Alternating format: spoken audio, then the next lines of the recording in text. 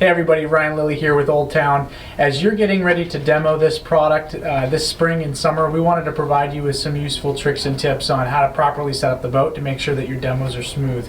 First things first, I want to show you how to properly mount the motor into the boat. You'll notice that it does have a really slick quick release. What we're finding are some folks are seating it they're improperly seating it down into the space between the boat and the bracket. You actually want to seat it down into that little scoop on either side, just like that. Otherwise, the motor will pop out when you try to deploy it. So there you go, that's a properly seated motor in the boat. You'll notice that the plug on the motor console has a flat section on the top part of the plug. You'll want to make sure that the flat section is faced in the upward direction when plugging into the boat, just like that. And then also, what you'll want to make sure you're doing is when you deploy this motor for a demo, it's a little deceiving because it will trill. You'll get the beep beep beep, but sometimes it's not fully seated down completely, which will cause the motor head to spin. So you'll want to make sure that when you deploy this motor, that you pull tight and use both hands to get that rope fully seated into the teeth so that it is fully seated. So what we're running into are folks that aren't fully, they're getting to this point, it goes beep beep beep, but it's not fully down. And if you get down here with the camera, you'll notice that this coupling is about 1.5 inches away from the coupling up here that needs to connect. So you want to make sure you're pulling that completely down. That way the top and the bottom of those couplings can meet up.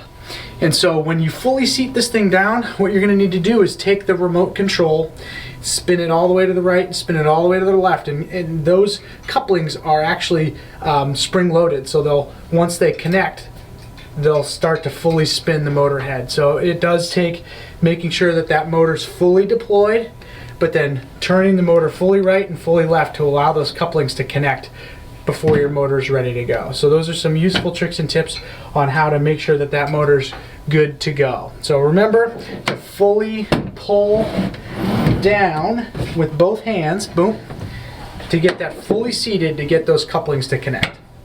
Now another question that we're receiving is how you turn on the remote. So the remote control is turned on by holding down that check, and then you hit the up to unlock it, and you're ready to go. If this was actually plugged into a battery, you would show that this was the motor's found, but you need to hold down on that check mark right there. To shut it off, it's just the same in reverse. Okay, so basic controls of the iPilot remote. You'll see that you've got your directional arrows, which steer the motor. You've got your speed buttons that operate the motor's speed, and the plus obviously increases speed, the negative button decreases speed.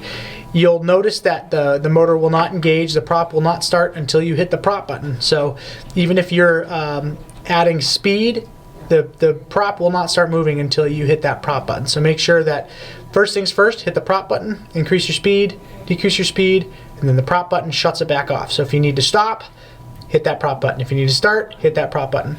So those are your basic functionalities. You'll also want to encourage customers to play around with the spot lock button and the autopilot button. The spot lock button, as you all know, remotely anchors the boat using GPS. So if it's windy, if you're in current, you hit that spot lock button and it will hold the boat there.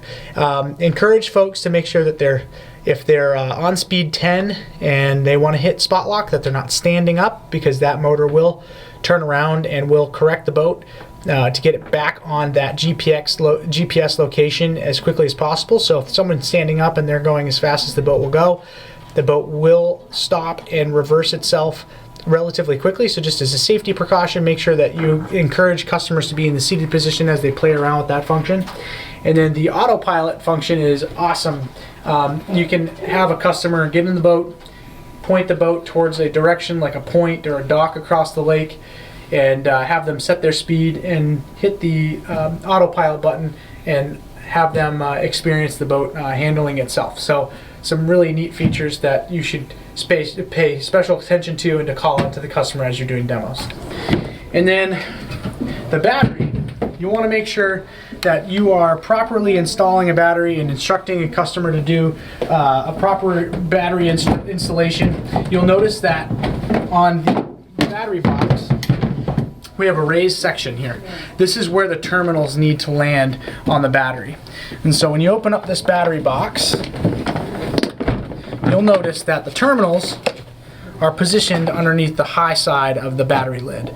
So that is critical. You don't want the battery to be swapped inside there, or the terminals will actually be touching the plastic on this side of the battery. So make sure that the customers or the shop staff or whoever's setting up your demo boat, make sure that the terminals are properly oriented underneath the raised section of that battery lid. The battery box includes the same plug that you find on the motor console with that flat section, except the receptacle on the boat is actually 90 degrees to the right. So rather than plugging it in with the flat section faced up, the flat section needs to be turned 90 degrees in order to plug into the boat, just like that.